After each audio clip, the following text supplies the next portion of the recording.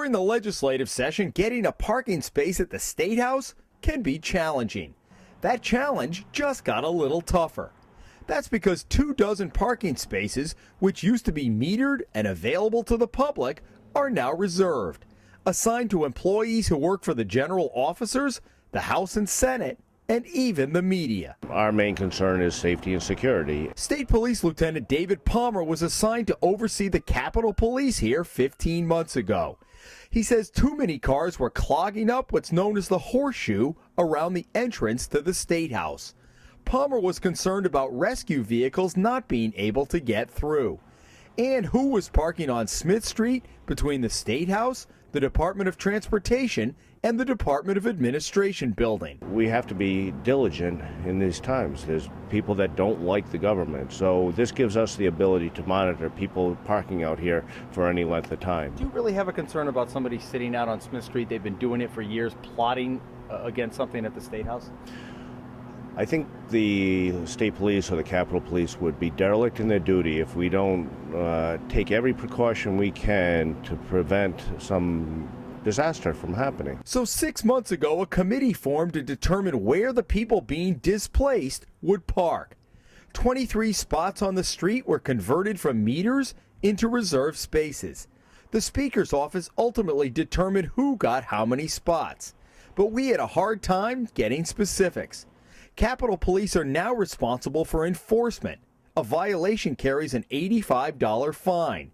But Palmer declined to provide the Hummel report the list, referring us to the Speaker's office. The Speaker's chief of staff said he does not have a master list, and each office allocated spaces determined who gets what. But you understand this is political also.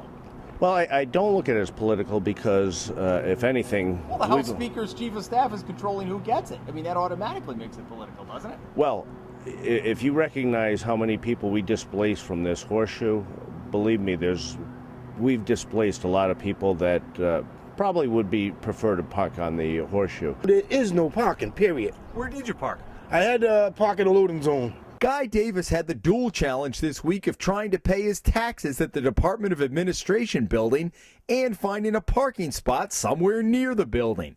He was clearly irked by what he encountered. Across the street, they've taken all of those spots. You see it says reserve, reserve, reserved. Yep. Those used to be public meters. And there's no cars there. Yeah, what do you think about that? That's ridiculous. The state's always crying about the city needs the money for this and that. Put the meters back. Give people a place to park. Then you got these handicapped. You got 4 handicapped people. You think there's only 4 handicapped people in the state? I don't think so. Lieutenant Palmer says there are meters on streets surrounding the State House, and the public can park in the DOT lot across the street or the lot in the back of the Department of Administration building. But even during a week when the legislature was off, we found the parking tight. So your message to the person who says, oh, this is just political and they're taking care of their own, what do you say to them?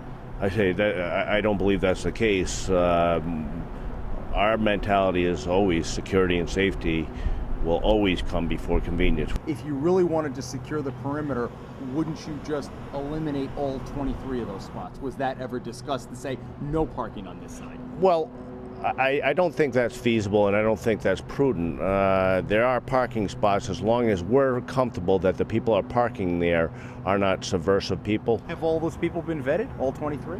The people that have placards right now, we have looked at, and we recognize who they are, and we're comfortable with them parking there. Background checks? We do our own background checks. Would it surprise you if I told you that those parking spots went to some preferred people who work inside the building? I know they do. Just those preferred people. But you try parking there and see what happens.